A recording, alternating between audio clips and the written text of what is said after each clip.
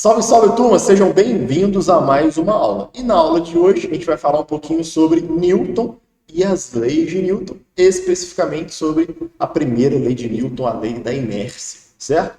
Na aula passada a gente trocou uma ideia sobre a evolução do pensamento científico. Começamos lá com Aristóteles e viemos caminhando até Galileu. E aí, após Galileu, aparece esse rapaz, esse grande físico chamado Isaac Newton.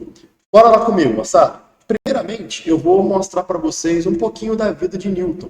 Newton, então, foi um cientista, filósofo, físico, matemático, astrônomo, teólogo inglês. Ele tinha várias formações.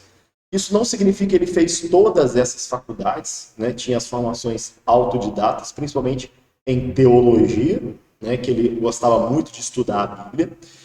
Newton nasce na Inglaterra, na cidadezinha aqui de Woolsthorpe by Calsterworth, em inglês, liso, hein? Ele nasce no dia 4 de janeiro de 1643, isso no calendário gregoriano. Para o calendário juliano, que a Europa adotava na época, a data de nascimento de Newton é 25 de dezembro de 1642. Newton, galera, nasce muito próximo da morte de Galileu. Isso a gente vai ver mais para frente na aula, que Newton, conhecendo os trabalhos de Galileu, consegue, através deles, estipular, montar as tão famosas leis de Newton. Hoje em dia a gente adota o calendário gregoriano, né? Então a idade, o nascimento de Newton para esse calendário seria no dia 4 de janeiro de 1643. Então Newton é batizado com o mesmo nome do pai, e que tinha falecido alguns meses antes dele nascer. Newton nasce prematuro, tá, galera?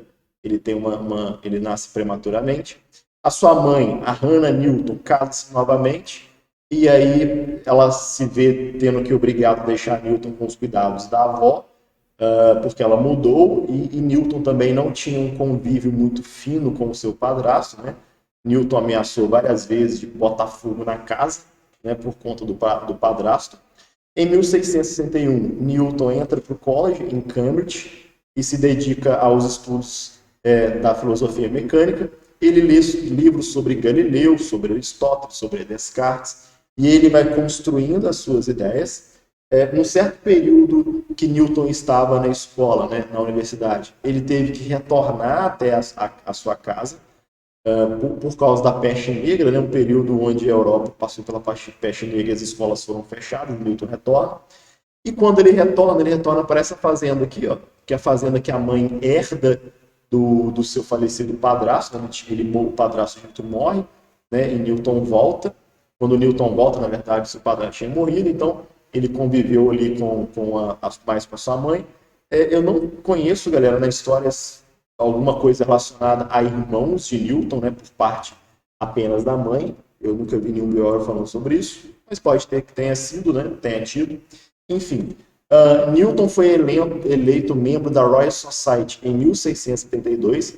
A Royal Society como se fosse, né, a reunião dos físicos e filósofos famosos da época. Em 1687, Newton publica uma das suas maiores obras, que é o Princípio da Matemática, onde se encontra as 3 leis de Newton e a lei da gravitação também. Newton, galera, não gostava muito de publicar as coisas que ele escrevia, então esse livro, por exemplo, ele meio que foi forçado por um amigo, por um ex-professor, a publicar. Publica, Newton, é bacana, o trabalho é bom, publica. Ele não gostava de ser muito contrariado, então Newton pensou, pô, se eu publico esse livro, um monte de gente vai vir me contrariando, eu não quero passar raiva, né, discutindo com esse tipo de pessoal, né? Newton era muito a atitude dele para esse ponto era assim, não gostava de ser muito contrariado, não. Em 1703, Newton é eleito o presidente da Royal Society. Então, depois de quase 30 anos, né, por aí, um pouquinho menos de 30 anos, ou um pouquinho mais de 30 anos, Newton, de membro, vira presidente da Royal Society, além de ser presidente da Casa da Moeda da Inglaterra. Então, nesse período, galera, Newton se torna uma pessoa mais influente da Inglaterra. E um ponto interessante na biografia de Newton é que ele, mesmo sendo tão influente assim, ele nunca saiu da Inglaterra. Ele nunca passeou pela Europa ou conheceu outro país, né? Ele nasce e morre na Inglaterra, beleza? 1705, Newton é consagrado cavaleiro pela rainha Ana, e ele passa a se chamar, então, Sir Isaac Newton. Então, esse SR é o título de nobreza que ele tem, Sir Isaac Newton. Newton morre dormindo em Londres em 20 de março de 1727. Seu corpo foi enterrado na abadia de Westminster. Enterrado não, né? Ele foi depositado na abadia de Westminster, e nessa igreja que tem lá na Inglaterra tem várias pessoas, vários cientistas famosos lá enterrados, como por exemplo, lá tem um dedo de Galileu, o Stephen Hawking, recentemente, né, depois da sua morte, ele foi cremado e suas cinzas estão lá. Solteiro, ele havia cedido grande parte dos seus bens para parentes durante os seus últimos anos e morreu sem testamento, né? Newton, com os seus bens que ele conseguiu acumular durante a sua vida, ele não deixa para nenhum herdeiro, ou seja, ele não teve filho, segundo a biografia, nem se casou, deixa para parentes e morre sem testamento. Então esse foi Isaac Newton. Isso aqui é uma foto dele, né, supostamente um pouco mais velho, né? Então vamos lá, galera. As obras de Isaac Newton, aqui eu cito algumas obras que ele deixou para gente. A principal que a gente vai discutir é o Princípio da Matemática, de 1687, que comentei com vocês, mas tem outras obras aí para a gente poder analisar aí durante, né, a sua caminhada aqui na escola, né, na física. Você vai estudar várias obras de Newton. Newton vai aparecer mais algumas vezes, tá, galera? Ele não vai ficar só nessa aula e vai subir, não. Ele vai aparecer mais vezes. E a gente tem que trocar uma ideia aqui, galera, sobre o confronto de ideias entre Aristóteles e Galileu, para você entender aonde que Newton entra na jogada. Vamos lá. Aristóteles definiu o movimento da seguinte maneira: um bloquinho se encontra em repouso. Ok, beleza. E para Aristóteles, galera, esse bloco só entraria em movimento a partir do momento que atuasse uma força em cima dele. Tanto que ele chama esse movimento de movimento violento. Então, se esse bloco recebe a ação de uma força, ele vai mudar, né, o seu estado, vai passar de repouso para entrar em movimento. Ou seja, ele vai ter uma certa velocidade, sim, ele vai se estar deslocando. Porém, Aristóteles presumiu o seguinte: se esse corpo deixar de receber uma força, ou seja, se a força voltar a ser zero, ele volta ao seu estado natural, que é o repouso. Então, Aristóteles ele só conseguia associar o movimento através de ação de uma força. O nosso cérebro é mestre em fazer isso. Se alguma coisa se movimenta é porque tem força. E aí eu já peço para vocês pensarem de maneira diferente. Tá? A força ela é importante, mas não necessariamente precisa dela para ter movimento. E aí foi exatamente isso que Galileu tentou mostrar para a galera. Galileu faz o seguinte: ele constrói essa rampa com a parte inclinada e uma parte horizontal, pega uma bolinha e pule ela para ficar sem atrito, o mínimo de atrito possível. E aí, ó, a partir do repouso, ele abandona essa bolinha com a velocidade inicial zero. E aí, galera, a gente sabe que a gravidade, né, ela que atua aqui para baixo, a gravidade, é também um tipo de aceleração. Então, à medida que essa bolinha vai caindo, a gravidade aumenta a velocidade dela. A gravidade vai aumentando a velocidade dessa bolinha. Ora, a gravidade também é um tipo de força, chamada força-peso. Então, querendo ou não, galera, tem uma força puxando esse objeto para baixo. Força-peso. Ou seja, o que essa força está fazendo? Está fazendo com que essa bolinha desloque cada vez mais rápido. Esse é o papel da força para esse caso. Depois que essa bolinha chega no plano horizontal, o peso, a gravidade, ela não mais faz essa bolinha aumentar a sua velocidade. Então essa bolinha no plano horizontal, galera, não tem ação da gravidade, mas ela tem uma certa velocidade V, ó. Ela continua se deslocando. Porém, essa velocidade na horizontal, ela é constante. Então se aqui o valor é V, aqui vai ser o mesmo valor V, aqui vai ser o mesmo valor V. Se eu comparo aqui em cima, ó, no início o valor era zero. E aqui, ó, é um valor diferente de zero, ou seja, a bola acelerou. E a partir do momento que ela ganha esse plano horizontal, a velocidade fica constante. Ó, a velocidade fica constante aqui, é o mesmo valor de velocidade aqui e o mesmo valor de velocidade aqui. Então ele mostra que eu posso ter o movimento de um objeto sem necessariamente precisar da ação de uma força. Então a força, galera, ela não provoca o movimento de fato, mas ela tem a capacidade de alterar o movimento. Como assim? Se eu tiver essa bolinha com a velocidade constante e for lá e der um peteleco nela, ela vai aumentar a velocidade.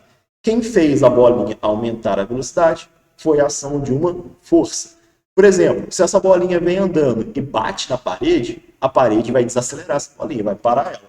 Então, a ação da força da parede em cima da bolinha fez com que a bolinha mudasse o movimento, de movimento para repouso. Beleza? Bom, esse era um paradigma da época que a galera não conseguia enxergar. Porque a galera, naquela época, acreditava, né, a física era basicamente toda aristotélica. Então, quando o Galileu demonstra essa situação e fala que existe um tipo de movimento, que a gente chama de movimento uniforme, onde a velocidade é constante e não precisa de força, a galera fica toda assustada. Porque o pensamento de Aristóteles está errado. Aristóteles pensou de maneira errada. Ele sempre presumia, ele sempre associava a força com a velocidade. Mas a força, ela provoca uma mudança no movimento, que pode aumentar ou diminuir a velocidade do corpo. Então, Galileu estava certo nessa história toda. Porém, galera, Galileu precisou de ajuda para colocar essa ideia no lugar. Porque Galileu pensou o seguinte: o que mantém essa bolinha em movimento é a sua inércia. E aí parte de Galileu, e não de Newton, parte de Galileu o conceito da inércia. Muita gente acha que Newton que inventou a inércia, mas é de Galileu que parte o conceito da inércia. Para Galileu, galera, a inércia estaria associado ao corpo continuar o seu movimento. Quanto maior a inércia o corpo, mais ele continua o movimento. Quanto menor a sua inércia, menor seria o movimento do corpo. Beleza? Aqui tem uma discussãozinha aqui, ó, sobre a inércia para Aristóteles e para Newton. Lembrando, galera, que as ideias de Aristóteles não é interessante nesse caso. Segundo Aristóteles, o movimento de um corpo não é um estado natural, ou seja, para um corpo se movimentar, tem que precisar de uma força. Já para Galileu, a inércia consiste na tendência natural que os corpos possuem para manter a velocidade constante. Então, o corpo mantém a sua velocidade constante pela sua inércia. Ok? Para acabar com toda essa confusão, chega Isaac Newton, né? Na verdade, eu esqueci que eu coloquei esse slidezinho aqui, ó. Então, a gente tem um resumo sobre a inércia. O primeiro registro de inércia foi desenvolvido por Galileu, como eu já tinha dito para vocês. Ele concluiu após observações experimentais, que aquela observação ali de fazer a bolinha rolar pelo plano, e aí ele encontra o tal do movimento uniforme, né? Portanto, um corpo que encontra em movimento uniforme permanece com a mesma velocidade. E que um corpo que se encontra em repouso permanece em repouso. Até que uma força, né, fosse exercida sobre ele, e aí sim modificar essa condição. É por isso que eu disse para você anteriormente. Um corpo em movimento, se ele aumentar a velocidade, porque teve uma força. Se um corpo que está em movimento, se ele diminuir a velocidade, porque aplicou-se uma força. Caso contrário, ele não tem por que aumentar ou diminuir a sua velocidade. Posteriormente, Isaac Newton aprofundou os estudos de Galileu e relacionou a noção de movimento com a força, a qual chamando 3 leis de Newton. Existe sim uma associação entre movimento e força. Né? A gente tem que ficar claro que existe uma associação, mas do jeito que Aristóteles associou, não bateu direitinho, né? O conceito de inércia, ou ainda princípio da inércia, indica que toda matéria apresenta uma resistência natural à mudança do estado físico, e que ela pode se modificar de estado somente com a ação de uma força. O que eu quero dizer com isso, galera? Se eu tiver aqui um bloquinho, vou desenhar para vocês, ó. Se eu tiver aqui um bloquinho qualquer com a velocidade 0, por inércia, a tendência é continuar com essa velocidade 0 e permanecer com velocidade 0. Porém, se a ação de uma força for feita em cima desse bloquinho, esse bloquinho pode mudar a sua condição, ou seja, ele pode sair de um estado de repouso e começar a entrar em movimento. Vamos fazer o ventinho aqui com uma velocidade diferente de 0, por causa da aplicação dessa força. Porém, essa mesma força que colocou o bloquinho em movimento pode fazer esse bloquinho entrar em repouso. Por exemplo, se esse bloco encontra um obstáculo, uma parede, A partir do momento que ele bater na parede, a parede vai fazer uma força de desaceleração e esse bloquinho de movimento volta a estar em repouso. Então a força, galera, ela causa essa mudança no movimento. Ela não causa o movimento, mas a mudança do movimento. Beleza? Bom, a primeira lei de Newton, então, para a gente poder fechar nossa aulinha de hoje, fala o seguinte, segundo as palavras de Newton.